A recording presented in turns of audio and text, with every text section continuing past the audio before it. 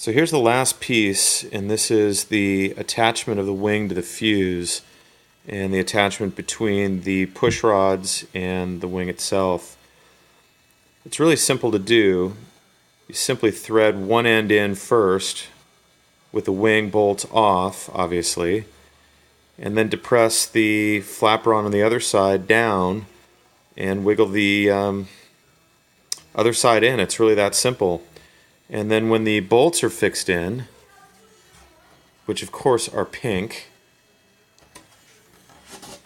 there's really no, well, yeah, they're probably purple. We'll call them pink. Anyway, there's no way for this to come out. There's just no way. So it's a great design, really impressive. It's the first time I've ever had a plane where didn't have to fiddle to get this part done, especially with any sort of four in the pod setup. Putting the wing on is always such a pain in the ass. But this makes it really easy, and there's just no way these things are coming off. They're rock solid. I was really surprised. I haven't even glued the carbon sheaths down yet. They're just sitting there on top of the metal rod. They haven't even been glued, and there's just no slop at all. The flaperons are unbelievably tight. So when I get a chance, I'm going to drop some CA down in there and get the carbon rods glued to the servos. Or excuse me, glued to the servos. I'm definitely not going to glue them to servos. I'm going to glue them to the push rods, and that should tighten it up even further. So really excited to get this thing flying tomorrow. I've never had a plane so light. Not sure how that's going to feel launching it, but Tom's just done a phenomenal job. This plane is unbelievably clean. With the nose cone, you really can't see. You really can't see the push rods. You can't see the flap horns sticking down at all. It's a really clean design. So congrats, Thomas and Armstrong. This is, I think, going to be a really exciting evolution of F3K. And that's it for the Bamf build. All in, probably about 2.5 hours, 2 hours 45 minutes, adding it all together. There really wasn't anything that had to take my time on at all. The only mistake that I made was I got a little aggressive on the first drill, and I drilled a little bit through here on the push rod location, so I'm going to fix that up tomorrow. You won't be able to see it. But that's pretty much it. Other than that, it went together piece of cake. If you don't have anything to do over the holidays, I'd go ahead and order about 5 or 6 of these things and spend the Christmas holiday building gliders, because you can build 5 or 6 of these in the time it would take you to build a plane from just a couple years ago. So camouflage pink, you won't see me coming. That's the way it should be. And super happy.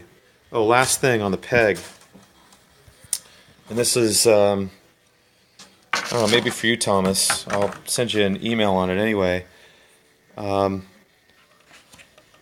don't know how I would do this different. I'm going to clean all this stuff up tomorrow. This is all finishing resin that I'll buff out. But the plate that's in here, I chamfered down, and the airfoil is just smooth. There's no indentations at all in the wing.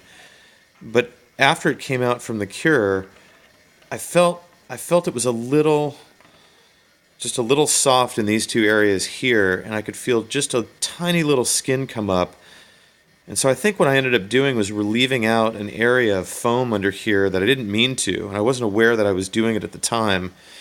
So what I would say is that when you go and put this in, the best thing that you can do is really try to make sure you don't relieve too much foam. I think I did. What I did was I took a hypodermic needle and I just injected a little bit of super thin CA and put some pressure on for it to cure, and it's rock solid now. But you know, one thing to pay attention to, because this is a different peg install than I think everybody's used to, is just make sure you check this when it's done. Make sure that you put some tension on the peg, torsionally and laterally. Make sure that that skin is down all the way on the top and the bottom. And it wasn't on mine. There was just a tiny little bubble right there.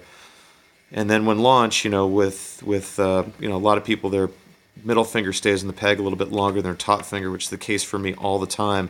I'm constantly putting this kind of force on the peg, so it was really of a concern to me. And what I might end up doing, just because I'm going to be neurotic about it, is I probably will take a very small carbon dowel and essentially run it through the tip of the wing, past the plate on this side of it, diagonally, so it comes up underneath the spar. It's not going to add very much weight at all, but that'll give me some peace of mind, because this, I mean, this is this is the fingertip. I mean, this is how thin this wingtip is.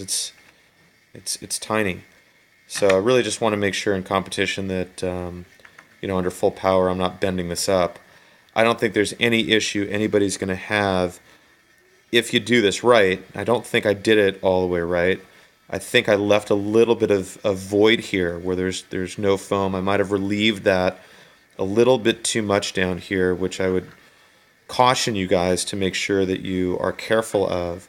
What you want to do is make sure that that plate that's in here fits in snug against the foam. You don't overdo it. If you do overdo it and you leave a void, you're going to have to come back and figure out a way to fix it. So this is rock solid right now. Just thought I'd point that out. It's the only other thing that I would call your attention to. And I'm going to clean this up and make it look all pretty, as pink should be, and get out and fly it tomorrow. You guys had a good weekend.